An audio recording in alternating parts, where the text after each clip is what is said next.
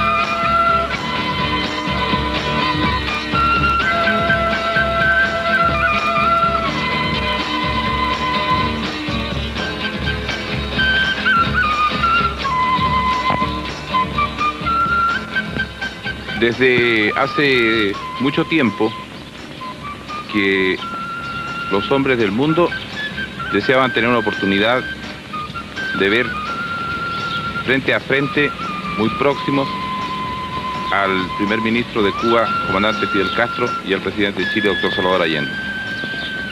Es interesante que sea América Latina la que haya producido este fenómeno que en estos instantes concita la atención de todo el mundo. Desde que el comandante Fidel Castro llegó a Chile, muchos periodistas han estado pensando cómo poder seguir una conversación entre estas dos figuras de la política mundial. Y este es el momento y esta es la oportunidad de poder tenerlos próximos y frente a frente en un diálogo abierto sobre temas que interesan a toda la humanidad. Presidente Allende, se habla no solo en Chile, sino en todo el mundo de la expresión vía chilena. ¿Cómo podría usted definir este proceso político que se ha dado en llamar la vía chilena? En realidad, la denominación de vía chilena podríamos decir casi que es una exageración, pero yo creo que más que nada tiende a tipificar algo que está de acuerdo con nuestra realidad, nuestra historia y nuestra tradición. Pueblos que luchan por su emancipación tienen lógicamente que adecuar a su propia realidad las tácticas, ¿no?, y la estrategia que ha de conducirnos a las transformaciones. Chile, por sus características, por su historia, es un país en donde la institucionalidad burguesa ha funcionado a plenitud y en donde dentro de esta legalidad burguesa el pueblo sacrificadamente ha ido avanzando y consiguiendo conquistas, ha ido concientizándose, ha ido comprendiendo que no es dentro de los regímenes capitalistas ni del reformismo en donde Chile podrá alcanzar la dimensión de país dueño de su independencia económica y capaz de llegar a niveles superiores de vida y de existencia. Hay que considerar entonces que Chile tiene condiciones diferentes a otros países. Quiero, por ejemplo, destacar que el Congreso chileno ha tenido 160 años de ininterrumpido funcionamiento. Quiero hacer ver que las Fuerzas Armadas chilenas son Fuerzas Armadas profesionales, que a lo largo de nuestra historia han estado al margen de una acción política propiamente tal. Por último, y es lo más importante, la clase obrera chilena ha tenido una participación activa, ha tenido una participación directa en la formación de una conciencia y en las luchas populares. Hemos dicho que la revolución chilena la haremos en pluralismo, democracia y libertad. Cada uno de estos aspectos habría que profundizarlo y tú comprendes que es imposible. Sin embargo, el factor fundamental es y será siempre la clase obrera y su unidad. Comandante Castro, respecto a lo que plantea el presidente Allende, ¿hay interés permanente de profundizar en cómo se produce la incorporación de la clase obrera y cómo entra la clase obrera como protagonista en el proceso de la Revolución Cubana? Nosotros hemos definido este problema de esta forma. La lucha armada guerrillera que inició un reducido grupo de hombres fue algo así, como un motor pequeño que permitió arrancar el gran motor de la historia, que son las masas.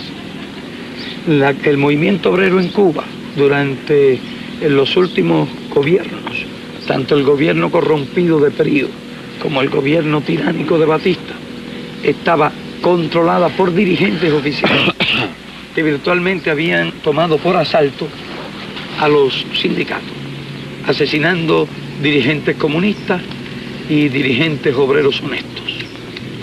En esa situación, cuando triunfa la revolución, había una situación muy especial.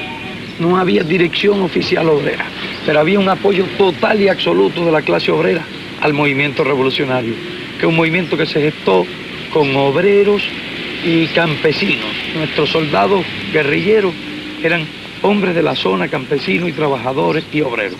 Y algunos intelectuales, o que pudiera llamárseles intelectuales por su procedencia o por su condición de haber estudiado en la universidad, que éramos nosotros, algunos de nosotros, no todos. En esas condiciones nuestro movimiento, que era un movimiento genuinamente revolucionario, se ganó el apoyo total de la clase obrera. Y así, al final de la guerra, en un momento crítico, mediante una estación de radio y sin contar con ninguna dirección organizada, se paralizó en cuestión de minutos a todo el país, mediante un llamado del ejército rebelde a través de sus emisoras radiales. Y eso fue en un momento en que ellos trataron de hacer una maniobra, un golpe de Estado a última hora, un factor decisivo en el aplastamiento de Batista y en impedir que se pudiera hacer ningún tipo de maniobra. Es decir, fue factor decisivo en la toma del poder en ese minuto.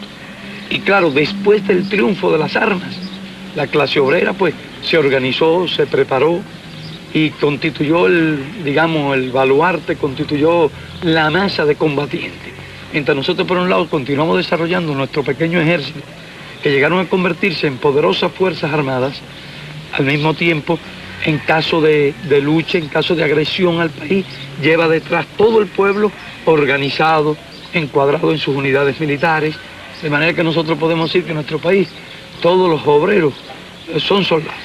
Y también a la vez, como no hemos visto en la necesidad de tener muchos hombres sobre las armas, y esos hombres en determinado momento tienen que participar en la producción, decimos también que todos los soldados son obreros. Presidente, la clase obrera, de acuerdo con las dos respuestas de ustedes, pasa a ser el elemento protagonista dentro del proceso. Hay un elemento, el escenario. ¿Usted podría hablarnos un poco de la tradición chilena, de la tradición de lucha y del estilo del país? Claro. A propósito, ahí se oyen algunos gritos que son de mis vecinas. Al lado hay un colegio, el Sagrado Corazón, y quieren verte. Bien, para contestar la pregunta de Augusto Olivares, quiero decirte, Fidel, que lógicamente Chile tuvo, por las características mismas de su régimen, la posibilidad de que la clase obrera se organizara. Nació el movimiento obrero chileno en zonas controladas por el imperialismo, y que siempre tuvo una conciencia antiimperialista. En el Salitre, Luis Emilio Recabarren fue el organizador, el orientador, el dirigente de la clase obrera. Y las luchas del proletariado chileno en el campo sindical llevaron muchas veces, como en la mayoría de los países también, a la represión violenta. Sin embargo, se superó y logró, a partir de 1939, unificarse en la Central Única de Trabajadores. Pero antes, los campesinos y los obreros habían formado sus partidos de clase. Así tenemos nosotros que el Partido Comunista es el más antiguo de América Latina, uno de los más antiguos del mundo y, por cierto, en relación a la población, uno de los más poderosos. De igual manera el Partido Socialista, un partido de clase, un partido marxista, que teniendo puntos discrepantes en aspectos internacionales algunas veces, ha mantenido con el Partido Comunista no solo un diálogo, sino un entendimiento para encarar juntos los problemas esenciales de Chile. Y allí que desde 1951 el Partido Socialista y el Partido Comunista empezaron a caminar por el sendero de un proceso de clase y con la decisión de hacer posible un vasto y amplio movimiento que permitiera los cambios estructurales de la vida chilena. Y por eso hoy día podemos decir que al margen de un criterio pequeño se ha logrado, sobre la base de la unidad de la clase obrera en el campo sindical y sobre el pilar de los partidos socialistas y comunistas, que sectores de la pequeña y mediana burguesía, como el Partido Radical, como el Movimiento Popular Unitario del Mapu, como los de izquierda cristiana, hayan configurado este proceso que lógicamente constituye un factor determinante del proceso de cambio dentro de la realidad chilena. Esto es más o menos, Fidel, el esquema de lo que ha ocurrido en Chile y la presencia combatiente y organizada de los trabajadores en el campo político y en el campo sindical.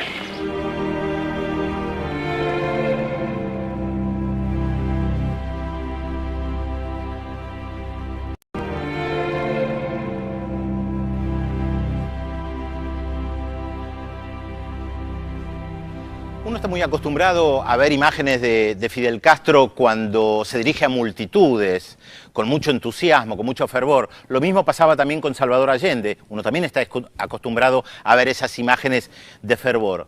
Acá vemos algo diferente. Están los dos distendidos, un periodista en el medio, muy amigo de Salvador Allende, cómplice se puede decir, pero punzante también en las preguntas. Y es interesante que hablan de temas que tienen mucha actualidad. Hablan del rol de los medios de comunicación. El rol de los medios en Chile fue fundamental para la caída de Salvador Allende. Hablan del futuro incierto de los jóvenes. Por supuesto que la realidad cambió mucho si uno piensa lo que han pasado en estos últimos 40 años. Y ya hablan de la posibilidad de la interrupción por la vía violenta del proceso de transición pacífica al socialismo. Alertan sobre la posibilidad de un golpe. Pero también es verdad, fíjense, que Salvador Allende resalta una y otra vez la lealtad de las Fuerzas Armadas. Pero Fidel Castro ya menciona la palabra fascismo, que es lo que se vio justamente después del golpe. Vamos a ver la segunda parte del documental. La motivación de los pueblos en su lucha a través de la historia es variadísima. ¿Cómo podría usted definir, comandante, la motivación de la lucha del pueblo cubano? Bueno, yo creo que la motivación ha sido la misma. Los pueblos históricamente han luchado por su libertad. Esas fueron las causas, por ejemplo, de las luchas nacionales. Si te remontas un poco más atrás, te encuentras siempre que hubo grandes luchas por la supervivencia, grandes luchas sociales dentro de cada uno de las sociedades que se han conocido a lo largo de la historia, porque aparte de la lucha de los pueblos por su existencia, frente a otras comunidades, han existido las luchas en el interior de las comunidades, como han sido las grandes luchas sociales. Digamos, por lo menos de acuerdo con nuestra concepción, que el gran motor de la historia han sido las luchas de las masas oprimidas contra los opresores. Y eso está perfectamente estudiado y se conoce desde que existen las clases en la sociedad humana. En nuestro país existía la doble motivación de un país sometido y humillado por el imperialismo, y además dentro de esa situación una gran masa de campesinos sin tierra, una gran masa obrera explotada, unas condiciones de miseria espantosa, falta total de asistencia médica para las capas pobres de la población, deficiente sistema educacional, un porcentaje altísimo de analfabetos, falta de perspectiva para la juventud, cientos de miles de desempleados, es decir, que había una situación social desesperada. Podríamos decir que la gran motivación de nuestro pueblo era la lucha por la vida. ¿Qué porcentaje de Fidel tenía usted de desempleo? Más o menos. Bueno, era muy grande. Se calcula que en determinados momentos del año había 500.000 de personas sin empleo, de una población que en ese momento tenía 6,5 millones de habitantes, y donde la población trabajadora activa podía llegar a ser entre 1,5 millones y 2. Porque nosotros teníamos las zafras de caña, por lo menos cuando la revolución triunfa, ya habría una gran población excedente, que no la había al principio de la República, cuando era mucho más reducida. No había crecido para nada la economía, y en cambio se había duplicado la población. Eso engendró un desempleo temporal hasta de 500.000 de personas, y un desempleo permanente que pudiera ser de 150.000, 200.000 personas. Esa era a grandes rasgos la situación. La experiencia política chilena es seguida con atención en todo el mundo. Es una experiencia que tiene obstáculos. ¿Cómo podría usted definir esos obstáculos? ¿Te das cuenta, Fidel? 3 minutos para definir los obstáculos de una revolución que tiene que hacerse dentro de la democracia burguesa y con los cauces legales de esa democracia.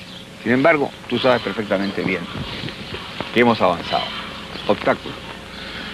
¿Nacen de qué?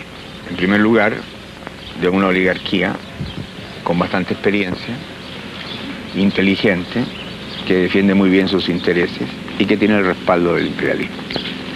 Dentro del marco de una institucionalidad en donde el Congreso tiene peso y atribuciones y en donde el gobierno no tiene mayoría.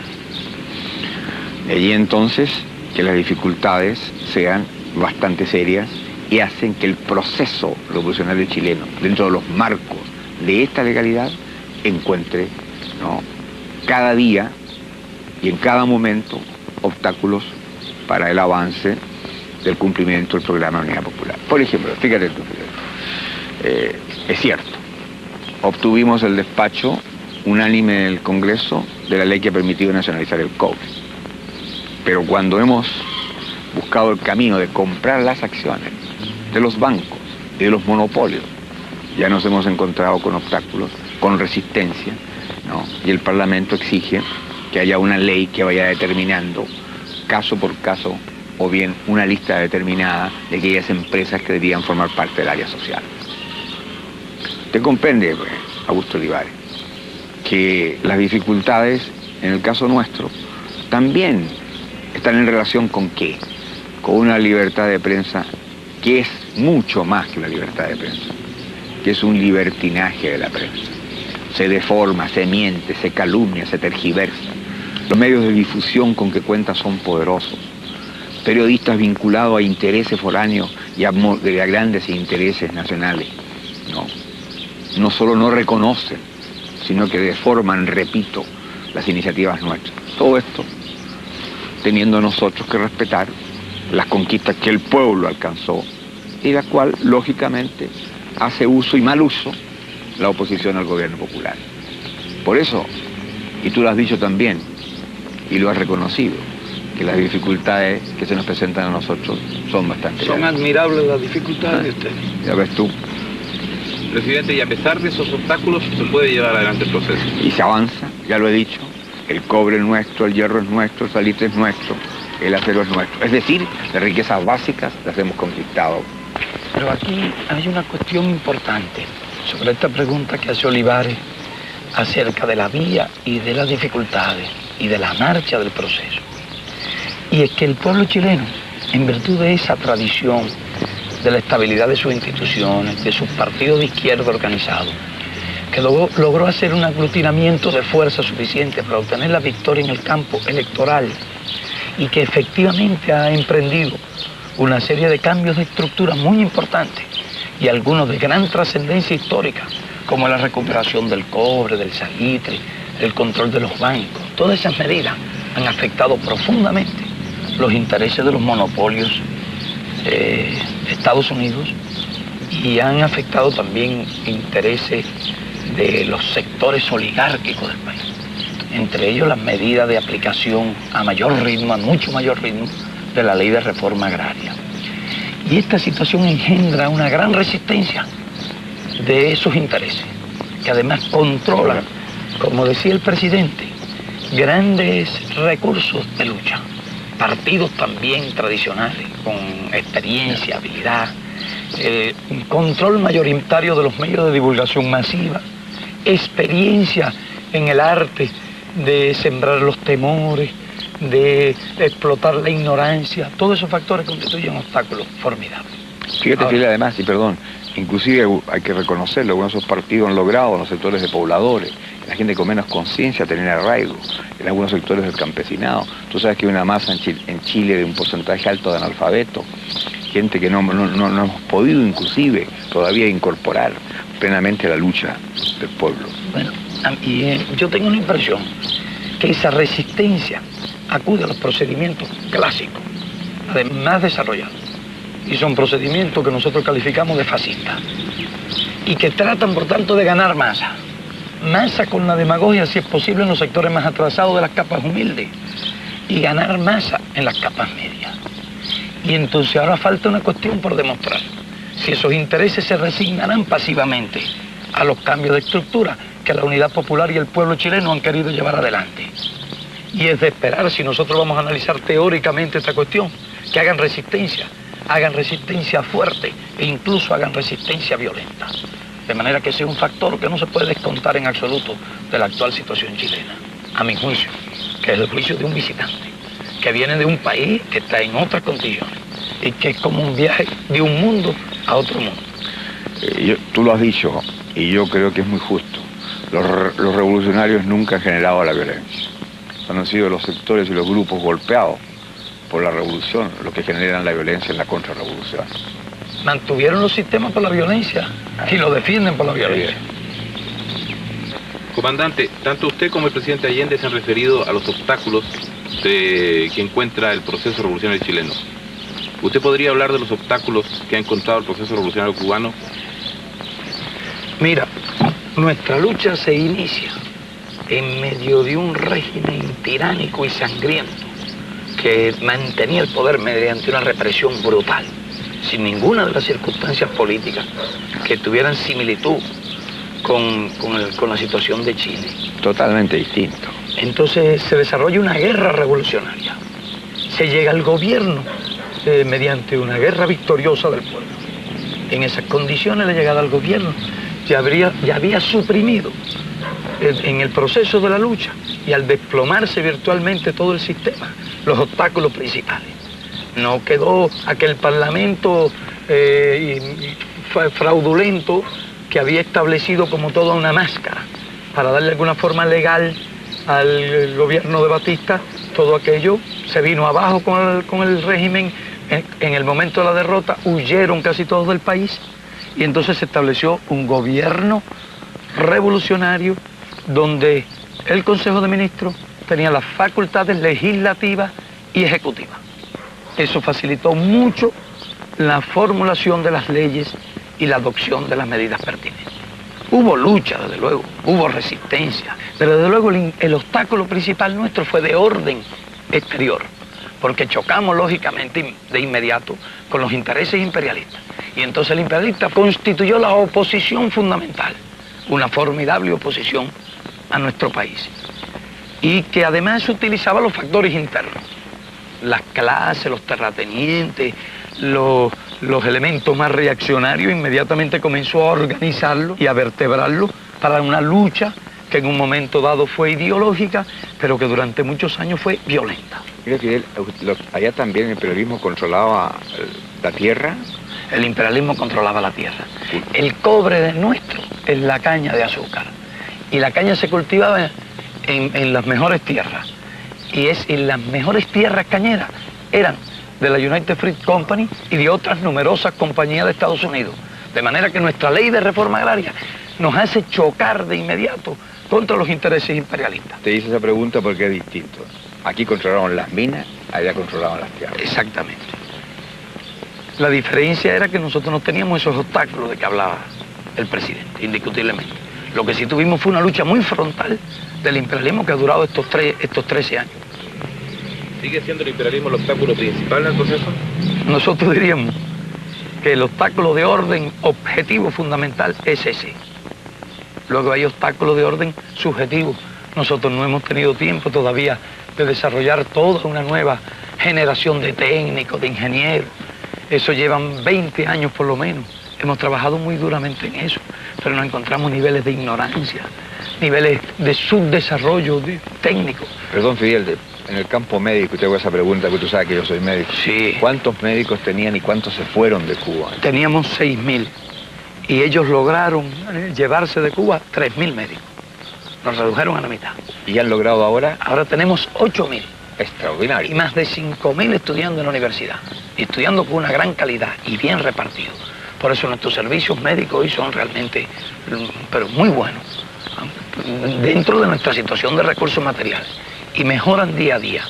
Y se ganan importantes batallas contra las enfermedades. Hemos erradicado muchas enfermedades infecciosas y incluso la tuberculosis está prácticamente casi erradicada en nuestro país. Numerosos hospitales antituberculosos ya se están transfiriendo a policlínicos, hospitales materno-infantiles. De manera que ese es un ejemplo. Hicieron lo mismo con los ingenieros. El proceso chileno ha sido distinto. Aquí no ha habido éxodo de profesionales, pero en cambio el drenaje de cerebro, de capacidad técnica, ha sido extraordinario. Y ese es uno de los problemas de los países en vías de desarrollo. Pero es otro tipo, es un drenaje sistemático de las mejores, de la gente más preparada. Mientras que nosotros nos hicieron un drenaje específico y masivo, para llevarnos no solo con los mejores cerebros, sino llevar el máximo número de técnicos y de obreros calificados. Pero es extraordinario lo que han logrado ustedes. Viendo, presidente, con la visita del primer ministro Fidel Castro, se ha producido un repunte de los sectores adversos a su gobierno. ¿Qué juicio? Y qué manera tan fina de llamar sectores adversos. ¿Te das cuenta, Fidel?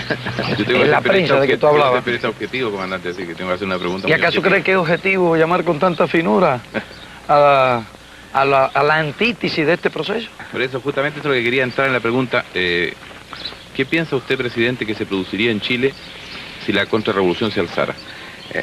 En primer lugar, creo que es útil destacar, como usted lo ha dicho, Augusto Olivares, que se ha recrudecido el proceso con la presencia de Fidel. Es lógico. De manera que yo tengo la culpa, ¿no? No, pero ellos saben lo que significa la presencia de Cuba y la presencia de Fidel Castro en Chile.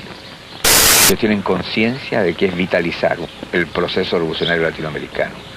Ellos tienen la evidencia de que la unidad de nuestros pueblos es un factor indiscutiblemente que fortalece la voluntad y la decisión de los pueblos para romper la dependencia. Además, es indiscutiblemente, ¿no?, contribuir a terminar con el aislamiento intencionado, ¿no?, de Cuba. Por eso que ha recrudecido. Y además también, porque a ellos les duele profundamente, Fidel, el éxito que tú has tenido.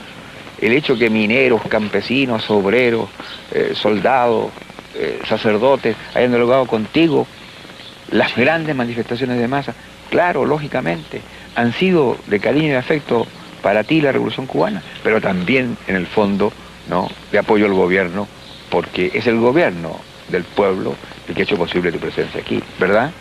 Es cierto, pero te voy a decir una cosa. La mano del imperialismo está detrás de todo eso, sin ninguna duda.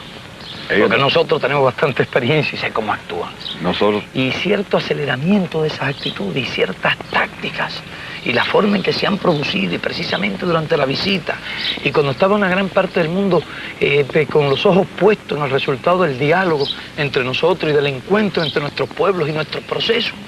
Entonces, han tratado de desviar la atención hacia determinados tipos de problemas. Yo no tengo la menor duda, ni la más remota duda, de que la mano del imperialismo ha estado detrás de todo.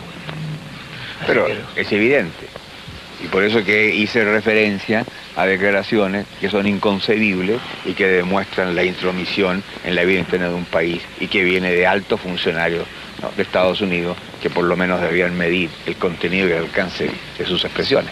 Pero no solo inconcebibles, sino coincidentes. Claro, prácticamente el mismo día. Exacto. Bueno, pero volviendo, ¿no?, a retomar la curiosidad de Augusto Olivares. Efectivamente, nosotros también hemos siempre tenido en cuenta que la contrarrevolución pretendería alzarse. Y frente a ellos, ¿cuál será la respuesta? La respuesta del pueblo, organizado, disciplinado, la unidad popular, la lealtad de las Fuerzas Armadas y de Carabineros tradicionales, en el sentido respetuoso de la Constitución y la ley. Nosotros tenemos conciencia además que el proceso chileno es irreversible. Quiero insistir, Augusto. El proceso chileno es irreversible. El pueblo está en el gobierno. Si lograran ellos lo que no van a conseguir, derrocar a este gobierno, Chile caería en el caos, en la violencia, en la lucha fratricida. Y en el fascismo. Y por cierto, claro, por una cosa, el imperialismo que ha estado y está detrás de todos los procesos para atajar la revolución, que significan los cambios y su derrota, en Chile no va a poder desembarcar. En Chile no va a intervenir materialmente, pero busca otros caminos. ¿Cuál es? Alentar a los grupos reaccionarios e incubar a los grupos fascistas, que utilizan la demagogia y movilizan los grupos de menor conciencia social. Pero yo tengo la seguridad y la certeza absoluta de la respuesta implacable y dura del pueblo. Y personalmente, yo cumplo una tarea. Yo no estoy ahí para satisfacer una vanidad personal, ni honores. Yo soy un luchador que toda mi vida he dedicado mi esfuerzo y mi capacidad a hacer posible el camino al socialismo. Y cumpliré el mandato que el pueblo me ha entregado. Lo cumpliré implacablemente. Cumpliré el programa que le hemos prometido a la conciencia política de Chile. Y aquellos que desataron siempre la violencia social, si desatan la violencia política, si el fascismo pretende utilizar los medios con que siempre arrasó a los que pretendieron hacer la revolución, se encontrarán con la respuesta nuestra y mi decisión implacable. Yo terminaré del presidente de la República cuando cumpla mi mandato. Tendrán que acribillarme a balazos, como lo dijera ayer, para que deje de actuar. No defiendo una cosa personal, defiendo al pueblo de Chile en su justo anhelo de hacer las transformaciones que le permitan vivir en dignidad, con un sentido nacional distinto y hacer de Chile un país independiente, dueño de su propio destino. Yo creo que eso es una posición clara. Yo realmente admiro mucho ese pronunciamiento tuyo y realmente te felicito. Y estoy seguro que eso será una bandera para el pueblo, porque donde los dirigentes están dispuestos a morir, el pueblo está dispuesto a morir y dispuesto a hacer lo que sea necesario. Y eso ha sido un factor muy esencial en todo proceso político revolucionario. Por eso yo estimo mucho esas declaraciones que ayer hizo también el presidente en el acto de masa y acaba de reiterar hoy. Sí. No queda otra posibilidad que también hacerles entender a ellos que este no es un proceso de un hombre. Este es un pueblo consciente, con dirigentes que sabrán continuar el camino en el evento que algo ocurriera. Ya tenemos nosotros la presencia de los trabajadores, dirigiendo las empresas, actuando en los ministerios, participando en las resoluciones fundamentales. La Central Única de Trabajadores es un pivote junto a los partidos de la Unidad Popular de este proceso y por lo tanto hay una base de sustentación que es el pueblo. Y eso tú sabes perfectamente bien que es invencible. Comandante, tanto el presidente Allende como usted han hablado todo el tiempo del imperialismo como principal enemigo de los procesos revolucionarios de ambos países. Resulta casi inexplicable la supervivencia del proceso cubano a 90 millas de los Estados Unidos.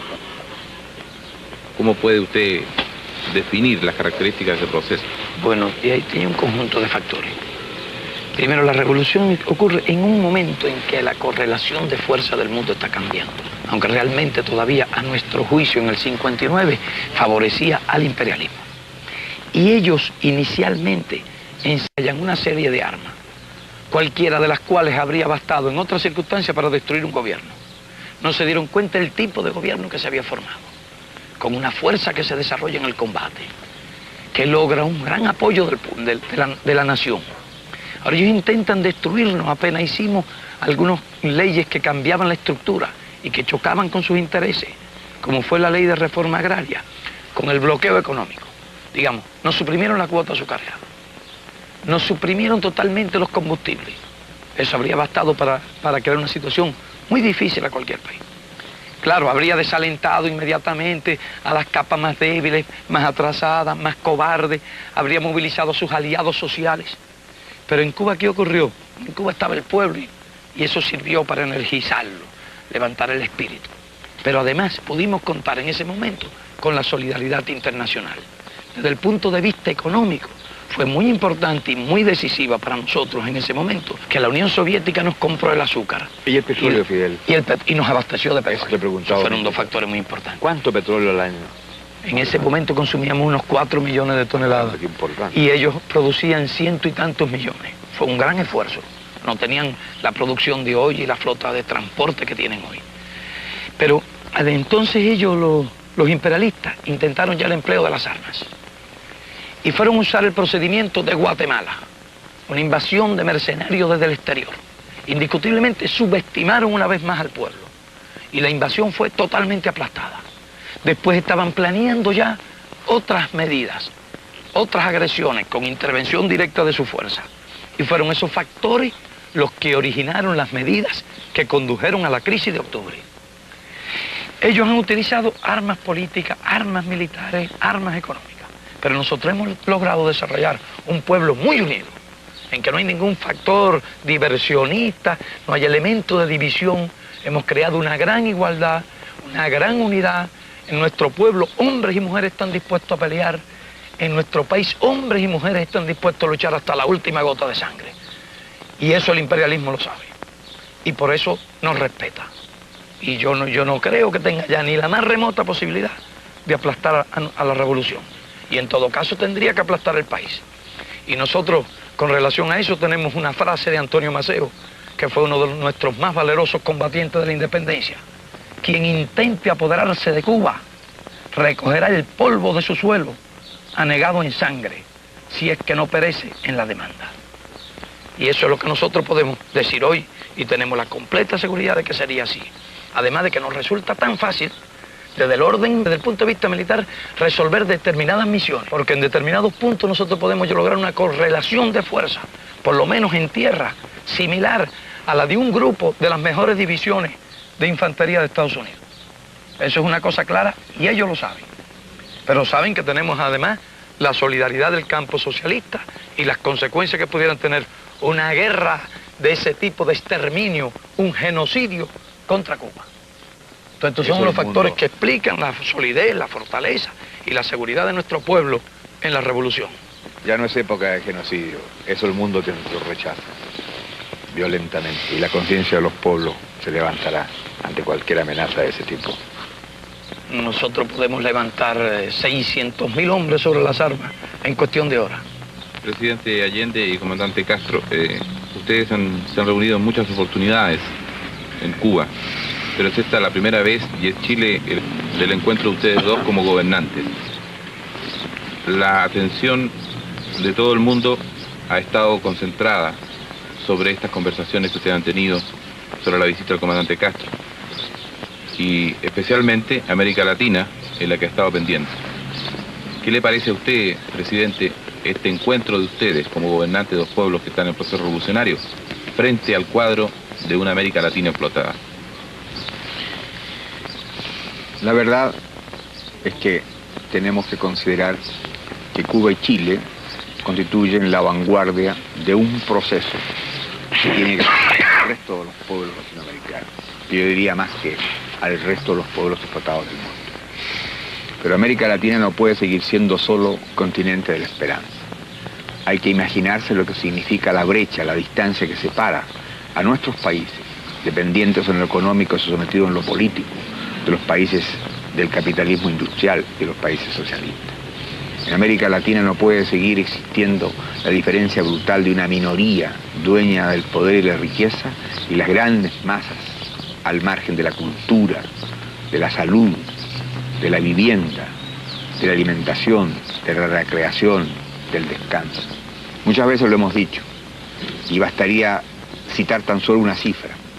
En América Latina hay más de 20 millones de seres humanos que viven al margen del conocimiento de la moneda como medio de intercambio. En América Latina hay 140 millones de semianalfabetos y analfabetos. En América Latina faltan 19 millones de viviendas. El 53% de los latinoamericanos se alimenta mal. En América Latina hay 17 millones de cesantes y además hay más de 60 millones de gente que tiene solo trabajos ocasionales.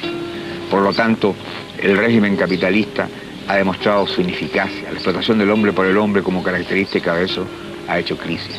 América Latina tiene la oportunidad de estar presente en el momento en que el mundo cruje en lo económico, cruje en lo moral, cruje en lo político. Y allí entonces que las reservas de este continente tendrán que expresarse cuando los pueblos alcancen la posibilidad de intervenir, cuando los pueblos lleguen al gobierno, cuando hayan arrasado con las viejas oligarquías cómplices del imperialismo y cuando indiscutiblemente haya una voz de América Latina, de pueblo, continente, como lo soñaran los próceres de nuestra independencia.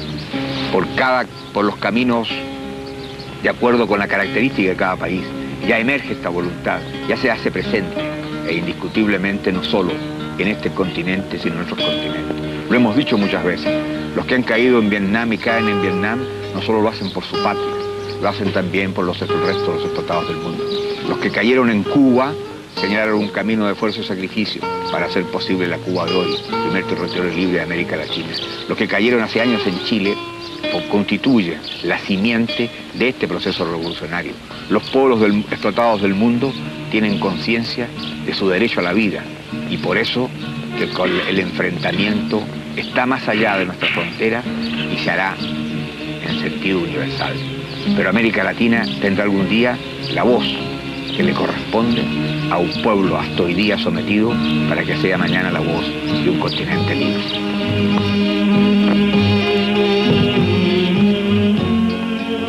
Pero nosotros consideramos que este continente tiene en su vientre una criatura que se llama revolución, que viene en camino y que inexorablemente por ley biológica, por ley social, por ley de la historia, tiene que nacer. Y nacerá de una forma o de otra.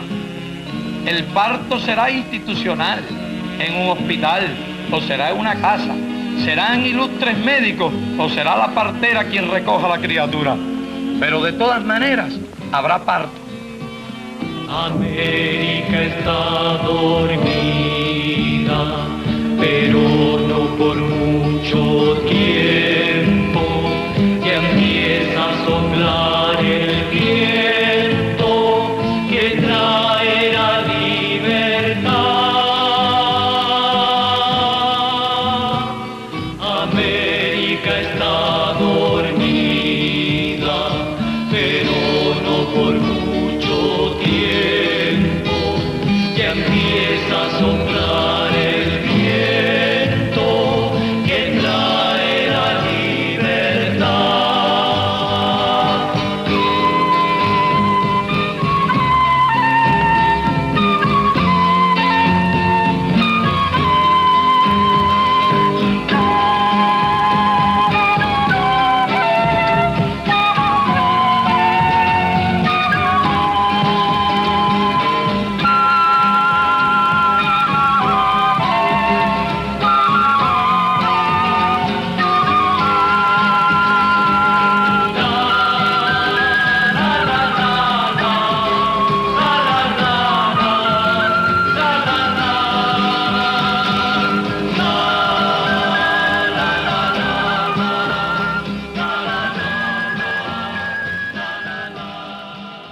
El diálogo que acabamos de ver refleja los debates que había en la década del 70 en América Latina y principalmente esta cuestión si se podía llegar al socialismo por la vía pacífica. Sin llegar a ninguna conclusión, lo interesante es justamente lo que estaban planteando por un lado Salvador Allende y Fidel Castro. Allende dice, yo cumpliré con mi programa, yo voy adelante con este programa radical que incluyó la nacionalización del cobre, de los salitres, de los bancos. Ustedes veían en las imágenes la recorrida que hizo Fidel Castro en Chile durante esas 3 semanas. Hay muchas fotos que han quedado grabadas en la retina. La revista Punto Final, que salía en ese momento en Chile, cubrió la visita de Fidel Castro, y hay algunas fotos que son verdaderas perlitas, como por ejemplo ver a Fidel Castro caminando junto al general Augusto Pinochet. Fidel Castro en esa visita no se privó de nada. Visitó el norte, la zona de los salitres, las zonas de la famosa matanza de Iquique de 1907, las minas de cobre de Chuquicamata, que incluso hay un diálogo muy gracioso porque él dice, puedo decir Chuqui, porque la mayoría les cuesta decir Chuquicamata, y los mineros le dicen, no, queremos ver si puede decir Chuquicamata. Esto no lo vimos en el documental, pero es parte de las anécdotas que se contaban por esta visita de Fidel Castro, que estuvo también en el sur, en los pozos petroleros en Tierra del Fuego. Se encontró con estudiantes, con obreros, con el arzobispo Silva Enrique de Santiago, se encontró con sacerdotes, recibió un conjunto de sacerdotes progresistas en la Embajada de Cuba, una foto muy linda donde se lo ve sobre un banquito dialogando con el resto de la gente, que están todos sacerdotes sentados en el piso prestándole atención. El 29 de julio de 1973, meses antes del golpe, Fidel Castro le escribe una carta que es bastante significativa, porque el 29 de junio hubo un ensayo de golpe de Estado en Chile conocido como el tancazo o el tanquetazo. El 29 de julio Fidel le escribe desde La Habana una carta a Salvador Allende, elogia su propósito de continuar con el proceso revolucionario sin contienda civil, son las palabras textuales de Fidel Castro, su decisión de ofrendar la vida, y también le ofrece ayuda. Él sabe que no tiene mucho para dar, sin embargo, es la solidaridad cubana, ofrece la ayuda. Yo les voy a recomendar 2 libros. Ustedes saben, cuando vemos un documental, a mí me gusta recomendar algunos libros. Uno que se llama Salvador Allende, la conspiración contra Chile. es un conjunto de discursos de Salvador Allende. Acá se puede entender muy bien lo que es el programa de la Unidad Popular a través de las propias palabras de Salvador Allende, y tiene una perlita, que es el discurso de Fidel Castro después del golpe de Estado, a fines de septiembre en La Habana, donde habla justamente del golpe de Estado en Chile. Y el segundo que les quería mostrar es un libro chileno, la editorial LOM, ¿Qué hacía yo el 11 de septiembre de 1973? Un libro apasionante, varias figuras de la política, de las letras chilenas, que recuerdan qué pasó el 11 de septiembre de 1973. Y nosotros elegimos mostrarlo de una manera diferente, como les decía al principio, no los tanques, la figura de Pinochet, un diálogo distendido, de como pocas veces se lo veía a Salvador Allende, el presidente de Chile, conversando con Fidel Castro. Y yo creo que bien valía la pena. Hasta la próxima.